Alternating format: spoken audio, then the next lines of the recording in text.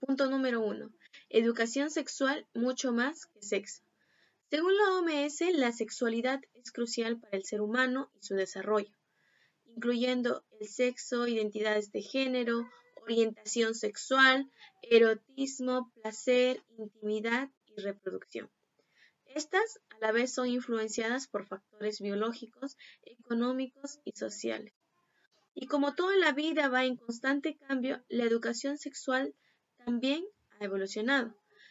Antes tenía un enfoque meramente biológico, ahora tiene una mirada más integral. Todo esto gracias al avance de estudios sociales, médicos y pedagógicos para construir un futuro mejor. La educación sexual integral busca desarrollar la autoestima, reducir desigualdades, fomentar la toma de decisiones informadas y el respeto consigo mismo y los demás. La UNESCO, Organización de las Naciones Unidas para la Educación, la Ciencia y la Cultura, resalta la importancia de incluir la educación sexual en el proceso del desarrollo humano y social y adaptar la educación según edad y otros aspectos que la rodean. Punto número 2. Educación sexual, ESI u orientación sexual. ¿En qué se diferencia? Es bastante habitual confundir estos conceptos porque todos conllevan al área de sexualidad humana, pero es muy crucial conocer y diferenciar cada concepto, ya que esto puede limitar su comprensión de manera completa. Educación sexual. Se enfoca en transmitir conocimientos biológicos y reproductivos, con conceptos anatómicos, fisiológicos, prevención de embarazos y etc. Algo que limita este concepto es que minimiza o ignora dimensiones como la emocional, social, cultural, etc. Por lo que se ve la necesidad de una visión más amplia, es decir, un enfoque más integral. Educación sexual integral o ESI.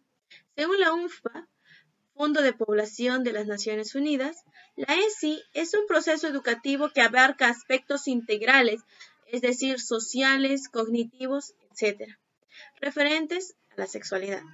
Lo que se busca es que sea científica, progresiva, holística, transformadora, que se acorde a la edad, el desarrollo de competencias saludables, el respeto a los derechos humanos y que considere aspectos como la cultura y el contexto. Orientación sexual. Según la APA, Asociación Americana de Psicología, es la atracción emocional, sexual y romántica hacia alguien. También es considerado una parte esencial de la identidad de la persona y es algo que no se elige deliberadamente. Hoy en día se conocen varias orientaciones sexuales, entre ellas la homosexual, heterosexual, pansexual, etc. En la actualidad se considera que las mencionadas inclinaciones u orientaciones sexuales son formas normales del comportamiento sexual en los seres humanos. Punto número 3. Enfoques y perspectivas para comprender la sexualidad. Como ya se mencionó, la sexualidad humana es un fenómeno complejo que va más allá de lo biológico. Para entenderla de forma integral es necesaria verla de distintas perspectivas, las cuales mencionaremos en lo siguiente. Punto número 1. Enfoque moralista o normativo. Es uno de los enfoques más antiguos y con mayor influencia a lo largo de la historia. Se basa en normas religiosas, éticas y tradicionales que marcan lo que se considera correcto o incorrecto en la conducta sexual. Suele centrarse en la procreación, promoviendo la abstinencia antes del matrimonio heterosexual y juzga negativamente a quienes no siguen dichas reglas. Este enfoque ha recibido muchas críticas por ser demasiado excluyente, generando culpa y no reconocer la diversidad de experiencias sexuales en el ser humano. Punto número 2. Enfoque biológico y fisiológico. Como lo menciona ya su nombre, se centra en el cuerpo y su funcionamiento, abordando aspectos como el desarrollo físico, la respuesta sexual, el deseo, la excitación, el orgasmo y el papel de las hormonas y el sistema nervioso en general. resulta limitado ya que deja de lado factores psicológicos, sociales y culturales que también influyen en cómo cada persona vive y experimenta su sexualidad. Punto número 3 y último, enfoque psicológico e individual. Este enfoque se centra en las experiencias internas de cada persona, como la identidad sexual y de género, la autoestima, la imagen corporal, el deseo, las emociones y el impacto de vivencias pasadas a lo presente. Según Gómez Saipa, psicólogo y sexólogo español, que se basa en este enfoque psicológico, la sexualidad es una vivencia psíquica que incluye aspectos emocionales y simbólicos, y comprender dichos factores es clave para la salud mental y el desarrollo de relaciones sanas y afectivas. Mi nombre es Alessandra Peso y voy a hablarles un poquito del contexto de la educación sexual integral en el Perú. En el Perú, la educación sexual integral se conceptualiza como una acción formativa destinada a desarrollar conocimientos, capacidades y aptitudes basadas en información biológica reproductiva, ética y moral, psicológica, socioafectiva, con el objetivo principal de que los estudiantes logren una vivencia saludable, responsable, placentera, de acuerdo a la etapa en la que están viviendo. En el marco de la educación sexual integral, explícitamente los enfoques de derechos humanos, desarrollo, igualdad de género e interculturalidad son los que se centran para poder abordar las distintas dudas o cuestionamientos que puedan tener los estudiantes. No obstante, la aplicación de la dimensión como integral en la educación sexual presenta matices que requieren un análisis crítico, porque si bien la definición del Perú incorpora explícitamente dimensiones socioafectivas, éticas y morales, en algunos contextos sociales pueden transmitirse mensajes contradictorios.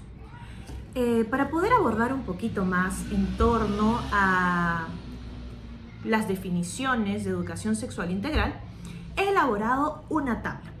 Esta tabla tiene los puntos de vista de la UNESCO, la UNFPA y la Organización Mundial de la Salud, ¿sí?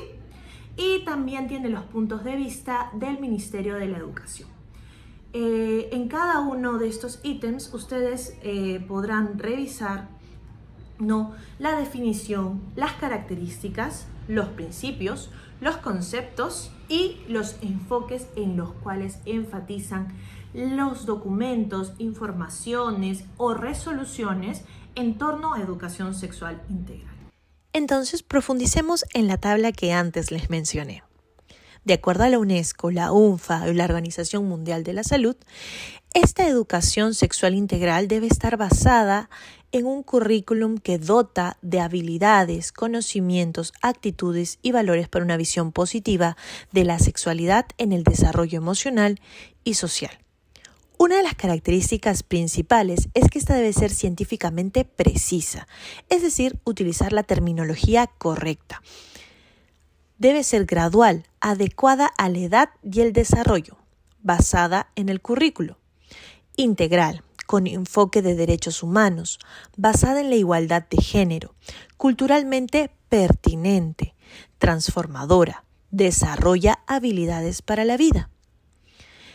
Debe tocar conceptos como relaciones, valores, derechos, cultura y sexualidad, comprensión del género, violencia, seguridad, habilidades para la salud, el bienestar, el cuerpo humano y el desarrollo, la sexualidad y el comportamiento sexual, así como salud sexual y reproductiva, enfatizando en enfoques como derechos humanos, igualdad de género y desarrollo sostenible. De acuerdo al Ministerio de la Educación, esta debe ser una acción formativa que desarrolla conocimientos, capacidades y actitudes basadas en información precisa y actualizada sobre la sexualidad. Debe ser biológico, reproductiva, socioafectiva, ética y moral. Busca una sexualidad saludable, responsable y placentera en relaciones democráticas, equitativas y respetuosas. Uno de sus principios debe ser integral, sistemática, progresiva, científica, participativa, formativa y preventiva.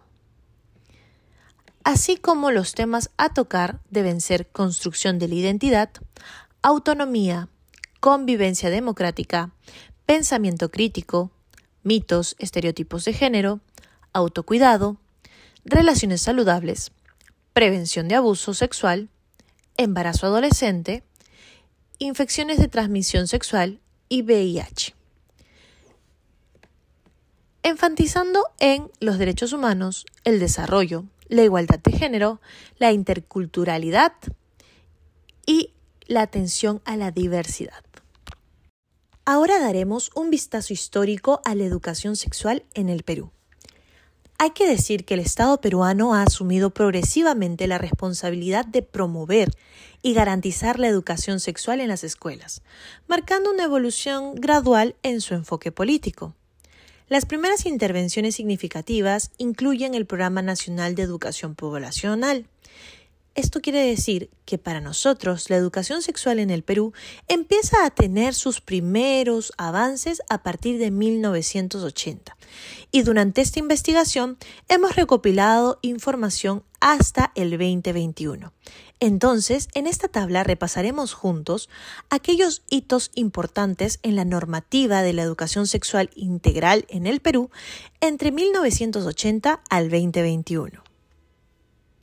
Entonces, tal como indicamos, en 1980 y 1990, durante este periodo de 10 años, se establece el Programa Nacional de Educación Poblacional, que fue elaborado por el Ministerio Nacional de Educación.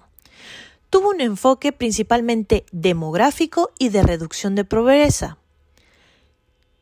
Su impacto significativo en la educación sexual integral fue que se elaboraron los primeros contenidos de sexualidad en la educación secundaria. En 1996 al 2000 se generaría el Programa Nacional de Educación Sexual, también elaborado por el Minedu, en el cual tendríamos un enfoque ya en torno a derechos sexuales y reproductivos, la prevención de infecciones de transmisión sexual, VIH, y abordaríamos el embarazo adolescente. ¿Cuál fue el impacto significativo? Es que empezamos a tener un cambio de enfoque en la capacitación a los docentes, pero con limitaciones en el contenido y la evaluación. En el 2000 se creó la transición a área de prevención de psicopedagogía, también por el Minedu, que buscaba prevención psicopedagógica, descentralización de la educación sexual integral y hubo una menor institucionalización como programa nacional. Fue en el 2005 donde el diseño de la currícula nacional por el Minedu empezó a abordar competencias, tema transversal y contenido en áreas curriculares como también en las tutorías. Se hizo la incorporación de la educación sexual integral en el currículo de diversas formas. En el 2008, los lineamientos educativos y orientaciones pedagógicas para la educación sexual integral salen en la resolución 0180 del 2008, que genera una guía para docentes y tutores, donde se tiene por primera vez los primeros lineamientos específicos, pero como política sectorial, sin presupuesto dedicado. Es en el 2016 que el Currículum Nacional de Evaluación Básica, de acuerdo a la Resolución Ministerial 281 del 2016, genera los programas curriculares, que buscan una formación integral en enfoques transversales, abordando género, derechos e interculturalidad. Se hace una integración mucho más sistemática de la educación sexual integral en el currículum nacional. En el 2021, los lineamientos de educación sexual integral para la educación básica. Es una resolución vigente ministerial con el número 169 del 2001, también elaborada por el Ministerio de la Educación. Tiene un marco actualizado, integral, sistemático, progresivo, científico y participativo, que deroga lineamientos anteriores, priorizando estrategias de implementación, lo cual busca fortalecer la educación sexual integral. profesora, buenos días compañeros, soy la alumna Mayra Guamaní Espinosa y hoy día vengo a hablarles sobre el capítulo número 3 de la monografía, la educación sexual clave para el desarrollo humano. Como punto número 1 tenemos la importancia de la educación sexual en la etapa infante.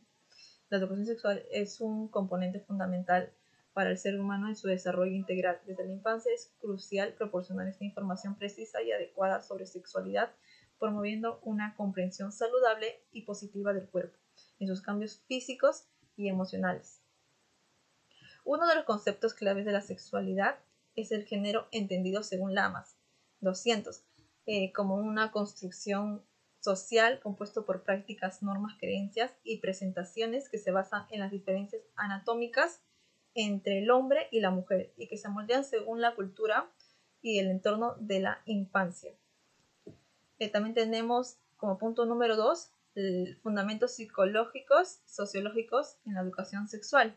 En los psicológicos promueven el bienestar emocional y mental, y en lo sociológico fomentan la igualdad de género y el respeto. Tenemos una teoría de un modelo psicopedagógico de la educación sexual en los adolescentes. Durante la adolescencia, el desarrollo cognitivo presenta una etapa de maduración que influye en su conducta y relaciones. La falta de esas experiencias en el pensamiento formal genera actitudes egocéntricas entre ellos, como la audiencia imaginaria y la fábula personal, lo que afecta su forma de percibirse y relacionarse a la vez. Como punto número 3, tenemos la relevancia en la educación sexual en la promoción de la salud y el bienestar. Aquí vamos a hablar sobre la sexualidad reproductiva, que forma parte del concepto integral de la salud según la Organización Mundial de la Salud, ya que influye en el bienestar físico y mental y social a lo largo de la vida. No se limita a la ausencia de las enfermedades, sino que implica responsabilidad de disfrutar una sexualidad plena y segura, también responsable, con libertad para decidir sobre la reproducción. Además, abarca madurez emocional, el respeto en las relaciones y la adopción de comportamientos saludables, más allá de prevenir embarazos o enfermedades de transmisión sexual. Bueno, en el capítulo 6 tenemos a las controversias y a las resistencias sociales. Entre ellos tenemos a los mitos y los tabúes en torno a la educación sexual, en donde nos dicen que las personas que se dedican a enseñar sobre la educación sexual enfrentan un reto muy grande, como romper con creencias erróneas y tabúes que aún persisten en nuestra sociedad, lo que dificulta a una educación clara y saludable. Es por ello que es importante promover una sexualidad consciente e informada. A pesar de los avances, aún persisten mitos como por ejemplo tenemos el rol masculino en el sexo, en el que se dice que el hombre es el protagonista del acto sexual y responsable del placer femenino, lo que genera presión emocional y ansiedad en el desempeño. También otro mito que nos hablan es sobre el tamaño del pene, en el que existe la falsa creencia de que el tamaño determina el placer sexual. Esto es influenciado por estereotipos de nuestra sociedad y por la pornografía. También tenemos otro mito que es el uso de doble preservativo, en el que se dice que usar doble preservativo nos protege más. De hecho, aumenta el riesgo de rotura. El uso correcto es de uno solo, combinado con otros métodos anticonceptivos para una mayor seguridad. Y por último tenemos a la masturbación, que es el más conocido, en el que se asocia a daños físicos y mentales. En realidad es una práctica saludable que favorece el conocimiento de nuestro propio cuerpo y no afecta negativamente la vida sexual. Bueno,